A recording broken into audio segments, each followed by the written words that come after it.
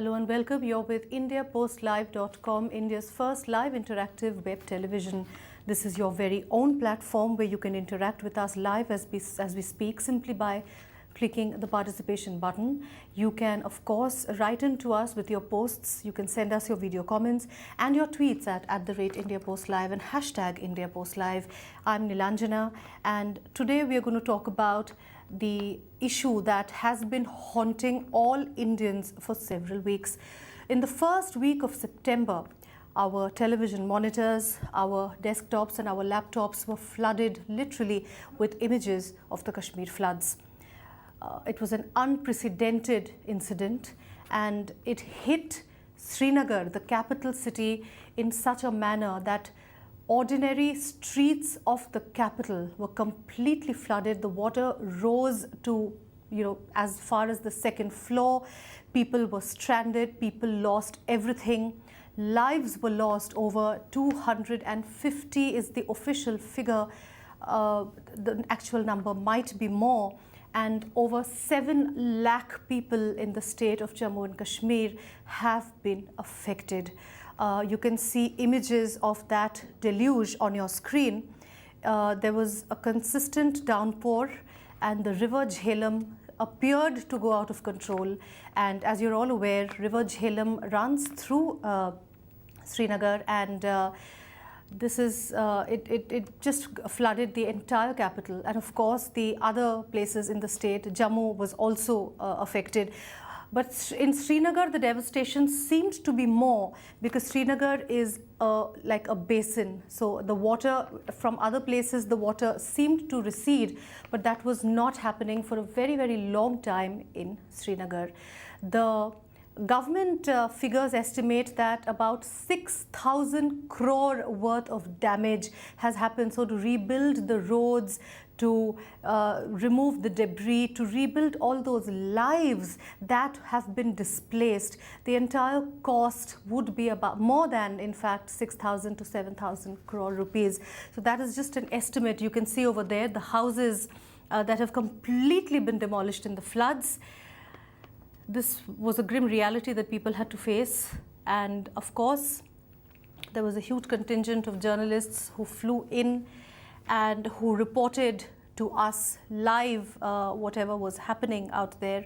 You can see houses completely destroyed, lives destroyed. People lost their homes, people lost their near and dear ones, people lost everything.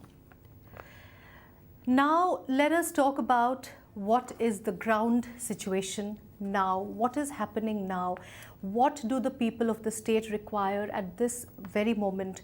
And what can you and I and other citizens do about it?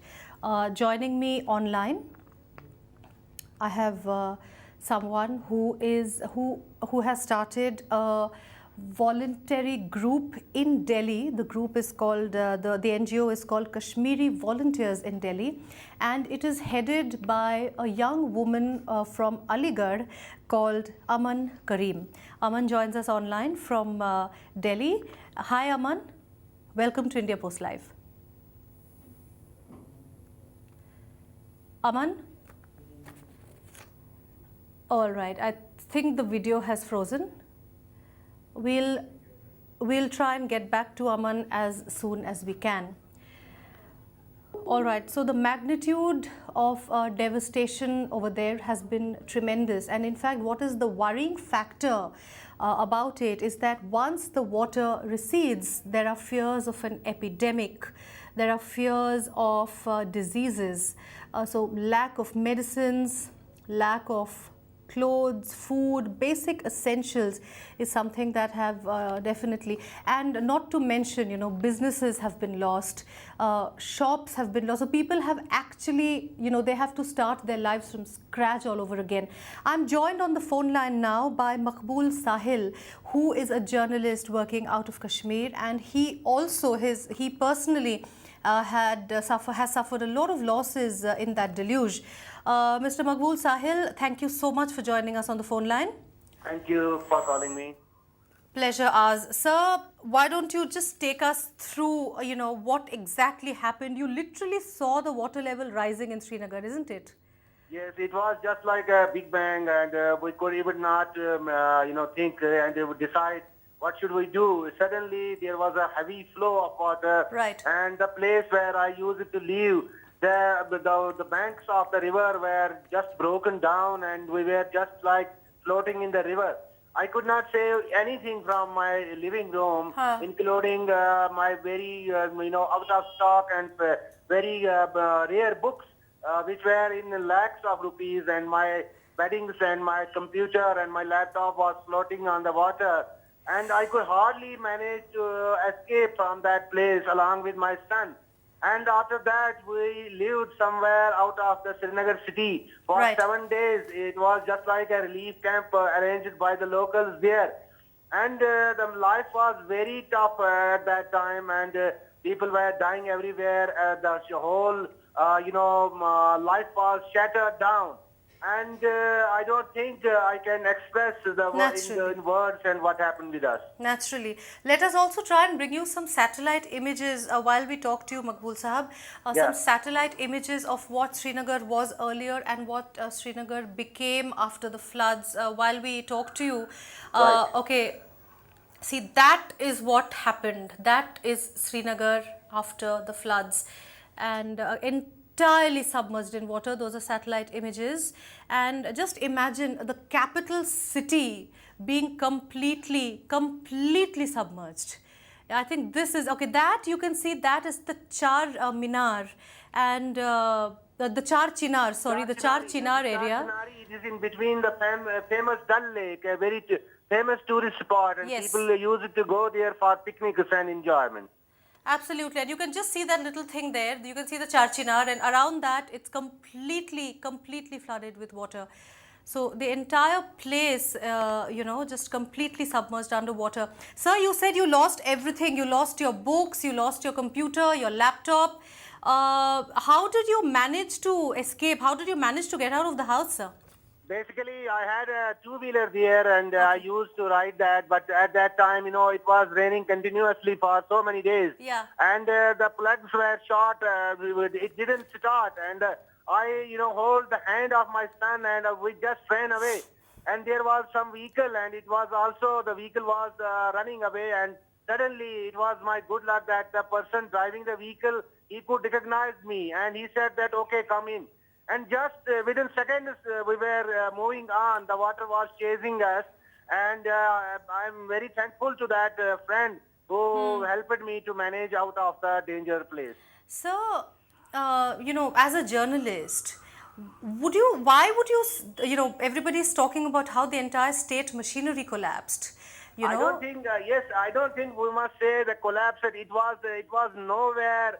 It was non-functional for 2 weeks together, and even now it is 15th day. I don't see anybody from government side going to the houses who had damaged and going visiting the relief camps. We have so many relief camps in cities where thousands of people are stranded. They are out of their houses. Their houses have been washed away by the water, Right. and nobody is coming to help them and restore their normal life. They are living in open, places and open fields, and some have occupied some, damaged buildings, and they are just like, refugees living there. Yeah, and it's becoming cold, and people who've lost their homes living like refugees, as you said. So we are in the third week of the event. It Yeah. happened in the first week. Today is the 25th. What is Yes. the situation right now? The water has completely receded from Srinagar? No, I don't think it has completely come down to its level. Yeah. Water is still higher than normal level, and the reason is that so many higher reaches of Himalaya and Pir Panchal ranges, there have been new springs coming out, which have been providing and producing a lot of fresh water, which is flowing out there, and so that is the problem. All right. The river is not coming down to its normal level. All right, sir, please stay with us. Let me try and get Aman Karim back on the line. If Okay. Aman Karim is there, Okay, Aman, hi. Yeah, hi. Hi, finally. Good. I got a bit worried when I couldn't hear you because you are someone who's been doing such wonderful work through Kashmir Volunteers in Delhi. Aman, tell me a little bit about yourself. You're originally from Aligarh, right? Yeah, so I'm originally from Aligarh and I'm a filmmaker by profession. I am a co-founder of an organization called Redstone Films. Okay. We make documentaries and films, so that kind. All I've right. been working in Kashmir for the last 3-4 years actively, and before that, when I was studying also, I was on and off in Kashmir. All right. So that's my association with Kashmir. Right. Now the situation, of course, you are monitoring it from here, but you do have volunteers out there on the ground, right, who are working there. Yeah. What do they tell you? What is the situation in Kashmir right now? So I'll just take you. There've been phases of this entire operation. Right. The first week when we started, on 8th, we started doing this. Right. And we were still finding our own families. You know, my partner's family is in Kashmir, and we were still figuring out where our loved ones were. So many friends had just gone out of our reach, and the first week was just sheer panic and organizing ourselves. So what we did was we sent a set of volunteers first there to have a distribution channel ready. And once we kept on sending every day, 2 volunteers, 3 volunteers to Srinagar to get the distribution, to get the authorization from the airport, to get some few stuffs out. After a bit, what happened was that there was an overwhelming response. As soon as we started this, there was an overwhelming response in terms of relief coming to our place. Now, relief kept on coming and we kept on sending it. But at the background of it, we didn't know, one, that where our own people are, which Right. was slightly scary. And the other bit was that, how exactly to distribute it, where to go, what to go, where are the relief camps. The second phase of it was we identify spaces that, this is Sanat Nagar has a relief camp, this is where we need to send it. Jawahar Nagar is in deep, water still now, we need to send some stuff there. What are the things? Then we collaborated with the hospital. That was something which really helped us. We Hospitals are collaborated also with this. underwater, no? Yes, there was just one hospital running in Sanat Nagar. Okay. And we got hold of the doctors there. They kept on sending us emergency lists of medicines, and we kept on trying to procure them and send them. Then the other bit was we collaborated with certain doctors from Delhi who went there and had set up relief camps. So there were, small relief camps of 8 doctors, 10 doctors in various areas, which were dealing with people of that area, because of course, then huge amount of chlorine, food, water, all those things were going out. Yeah, chlorine to disinfect the water and all of that. Yes. How many of you were there, this organization, Kashmiri Volunteers in Delhi? How many of you? Because it seems like a mammoth effort. I mean, we saw what was happening. We've just seen the pictures now. It's a huge effort. How many of you, Aman? So it was very organic. The process was very organic. Right. I have a set of Kashmiri friends. On 8th, when it happened, they wanted a place basically to do the meeting, and they came to my place. I have a huge hall. They said, we want to discuss what's going to happen, and it was around 30-35 people. We sat down, and it was just forming a Facebook group for relief, for immediate relief. There was nothing which was planned because there was no time to do that. Right. Just forming a Facebook and a Twitter account, and then organizing ourselves. So what we did was that we distributed ourselves in 7 centers across Delhi. There were 5 in Delhi, 1 in Ghaziabad, 1 in Gurgaon. JNU and Kalkaji were 2 main centers which used to send stuff directly to the airports. All the stuff from other places used to come to JNU or Kalkaji, and then it used to go directly to. So there were, depending on the number of people, required at a certain place. Like JNU and Kalkaji required a large number of places. So every day, some 30 people will show up to pack up stuff to send it across. And also we were sending around 2 tons of material from one center. Kalkaji is sending 2 tons of material because I was monitoring this myself. So I know we were sending 1,700, 1,800, kilos of material every day. You never faced any problem from the authorities and from the state government? Frankly, no. Wonderful. The thing was, we were very organized in how we're going to approach it. Okay. So when we did it, first we had a tie-up with Air, which was glad to take our stuff. When when Air India said that we don't have the capacity right now, we went ahead and we asked Go Air, which was graceful enough to help us out. And still sending us stuff. Yesterday, I sent a consignment of 1,500 kilos, and it did send us stuff. So Okay. it's just a matter of asking. Yeah, that's wonderful. I mean, a group of young professionals just asking for help and getting it, and Yeah. in turn And helping. it's been overwhelming in terms of response. There are corporations which have come up, there are hospitals which have come up,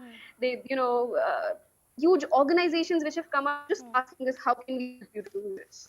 Right, right. Stay with us, Aman. Let me just bring back Maqbool Sahil, a journalist from Kashmir Online. Let me just get him online again, on the telephone line, that is. Maqbool Sahib, you just heard about this young woman from Delhi who's been kind of one of the instruments of help and relief to Kashmir. What kind of support have you otherwise got? I mean, of course, I do know that every television channel talked of how the army immediately came into the rescue.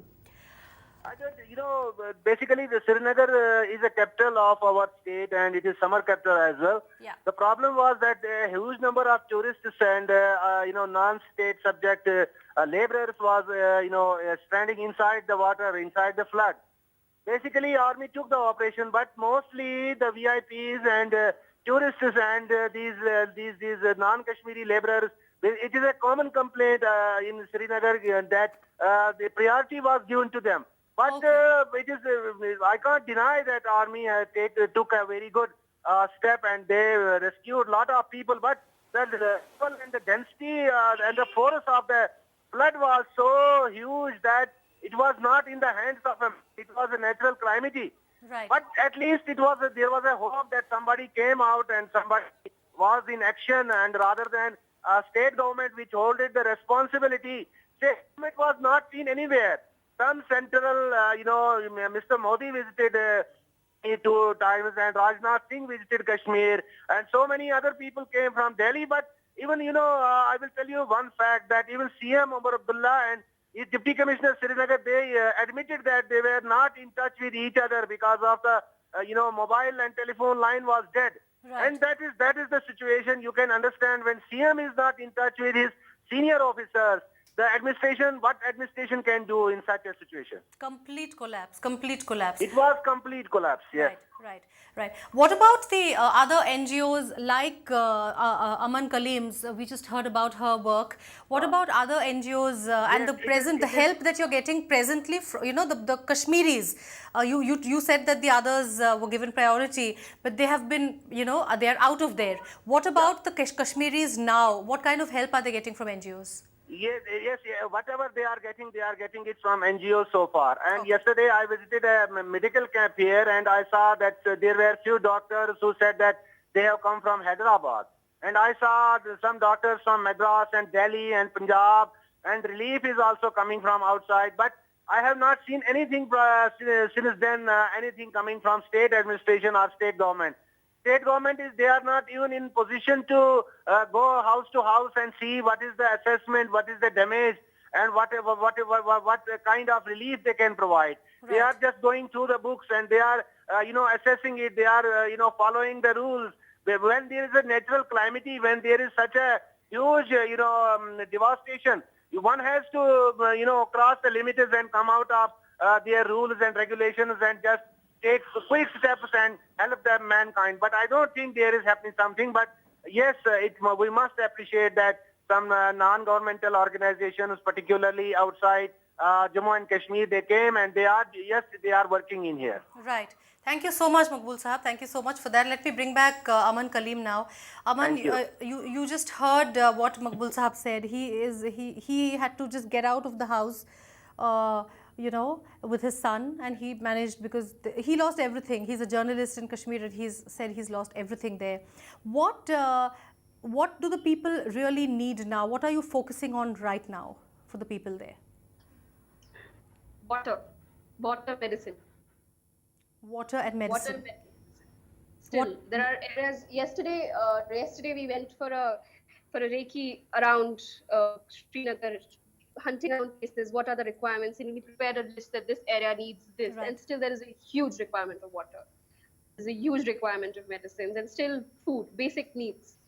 they're still not fulfilled. And also reaching the right place is becoming very tedious, because from the air to get out of the airport and reach till, say, Rajbagh, or say downtown, or any area, Lal Chowk, it's a mammoth task.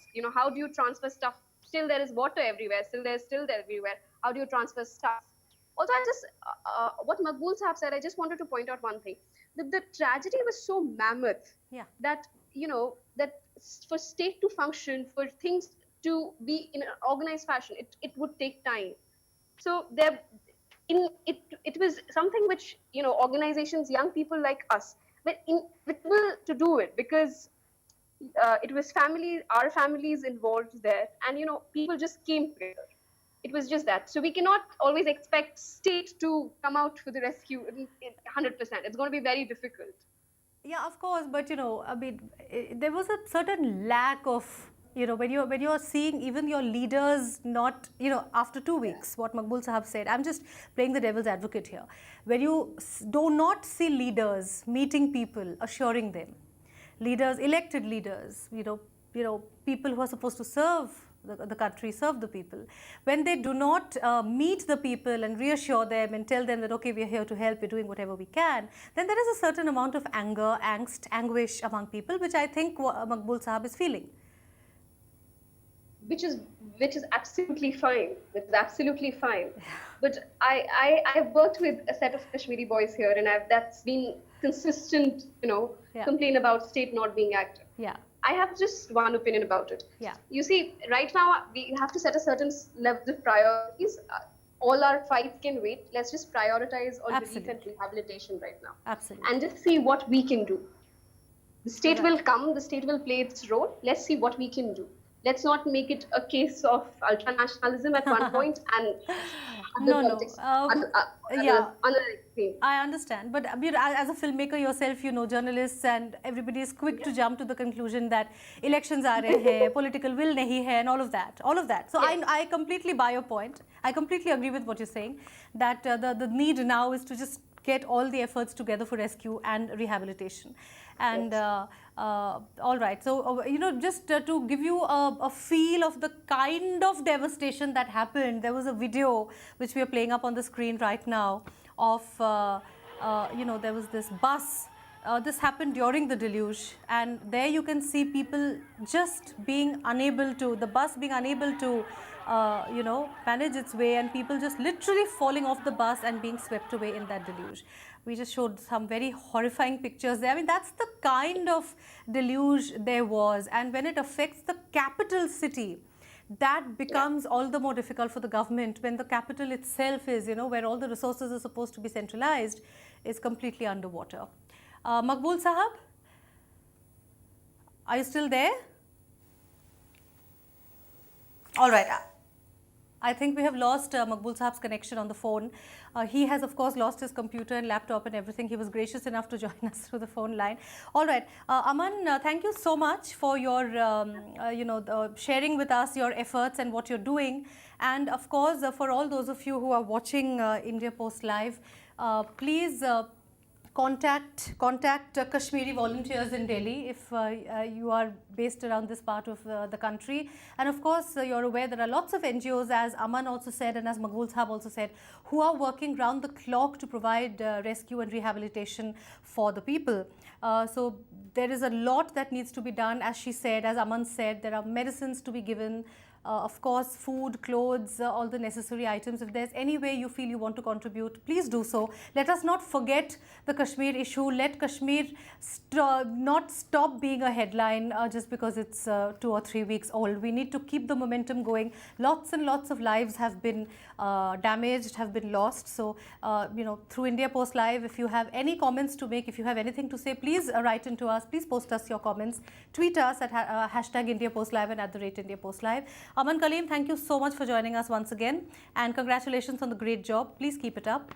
Thanks, and thank you all so much for watching. Bye-bye.